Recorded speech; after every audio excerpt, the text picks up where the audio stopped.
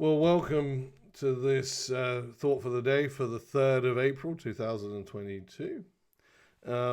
This morning, my thoughts have been taken towards the idea of proximity. And I've been thinking a lot about the whole idea of proximity in regards to the Christian journey and faith for a little while before all this pandemic had come about. Each morning, I try and find a little bit of inspiration. This morning, I read from this book. Whoop, there we go, and it was a retelling of how St. Francis, who's obviously the most important saint in my Christian journey, who shows me a way to live a Christ-like life, and in here he was. It recounts how St. Francis, early on in his life, was found lepers and those on the edges of society, the fringes, quite repulsive and disgusting, and really didn't want to go anywhere near them. And then he, through the call of God on his life, was brought to live in and amongst them, to become close to proximity, to become close to the people he found disgusting and repulsive, and every instinct within him wanted to move away from them. Yet what he found happened was that the closer he became to these very people, the more his love for them, that God grew a love for them in his heart, and he could see them for who they were then.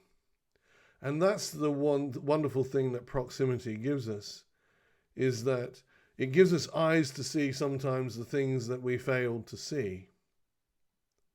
Those of us who are blessed enough perhaps to journey through in life and in the society we live in relative ease, and not to be considered amongst those on the outside of society, can so easily fail to see the ones who are. You fail to see the people that you're not in proximity to. And in this time when we are in a forced isolation, many of us have been stuck in our homes for quite some time, not able to get out and do the usual things we do. It perhaps brings us a new proximity, the proximity of encountering what so many in our society experience on a daily, weekly, and yearly basis. That of social isolation, that of being outside the mainstream society. It perhaps gives us new eyes to see and appreciate the people in our communities, which we've failed to see up until this point, because we're busy going about our own daily lives and aren't close into proximity to them. But now, being deprived some of the liberties that we are so used to, are able to see them. Maybe they are the people who, due to old age, are unable to get out and about like they once did, and are lonely sitting at home. Maybe it's someone who's recently lost their loved one, their partner, for many years, and maybe that partner was their world. They did everything together, and suddenly they find themselves without their world. Their world has been taken from them. Maybe it's due to mental health issues, where the manifestation of their mental illness tends to drive people further away.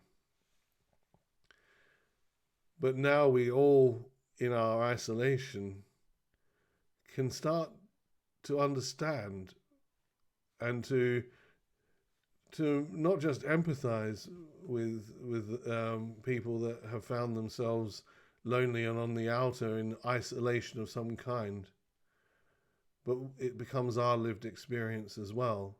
Just as Francis, in living in and amongst those who society rejected and considered disgusting and repulsive, you've got to remember back in his day, if you had leprosy, you were obliged to carry a bell and to ring it to say to people, "Stay away, I have leprosy."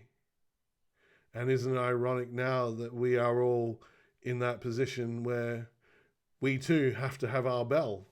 We stay our 2 meters or so apart in order so that we don't get close to each other and infect each other with the coronavirus. It gives us the empathy and the eyes to see what we once didn't see.